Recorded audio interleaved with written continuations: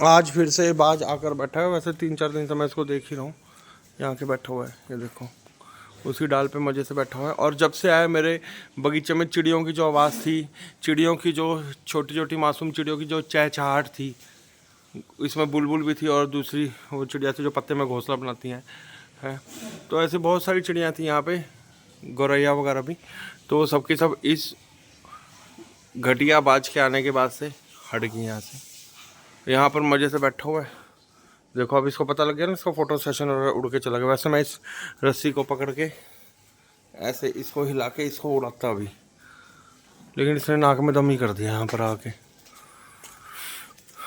इसकी वजह से सुबेरे से यहाँ पे चिड़ियों की आवाज़ होती है मेरे घर में, लेकिन जब से ये आया ना तब से सारी खुशियाँ ही ख़त्म हो गई मेरे घर की। और एक हफ्ते बिल्ली जो पकड़ के मेरी कभी गिलहरी को खा जाएगी यहाँ पे, कभी छोटी छोटी चिड़ियों को पकड़ के खा लेगी, कबूतर खा लेगी।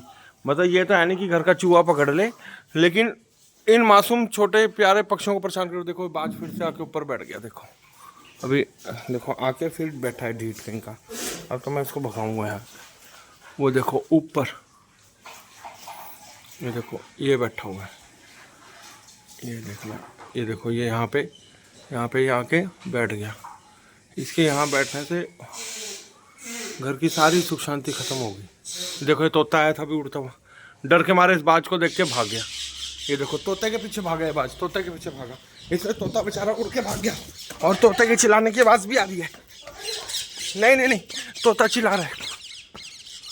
वो देखो ये देखो ये देखो तोते उड़ रहे हैं ना, तोते उड़ रहे हैं ना।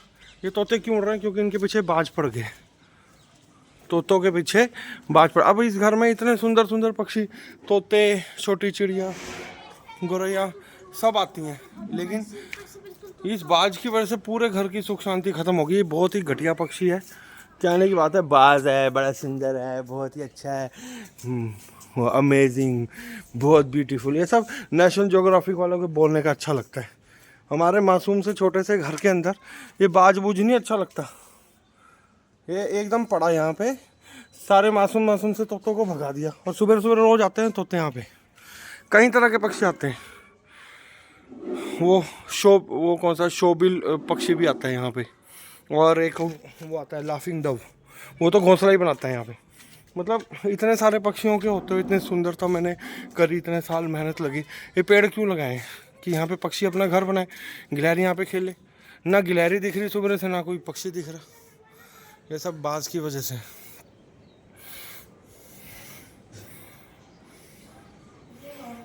बस दुखी हो गया मैं तो, पता नहीं क्या होगा इससे।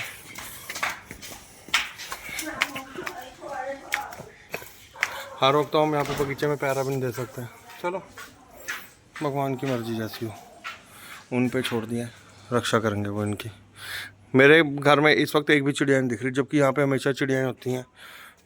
ये देखो देखो एक ये घोंसला पहले का बना हुआ है, देखो ये घोंसला, एक घोंसला और ऊपर और भी, ये देखो बीच में एक और घोंसला। ऐसे पेड़ पे बहुत सारे घोंसले, एक देखो एक और दिखाता हूँ घोंसला, ये जहाँ पे रस्सियों का झुरमुटा, ये देखना ये रहा घोंसला। ऐसे ऊपर भी बहुत सारी जगह जगह पे घोंसले हैं।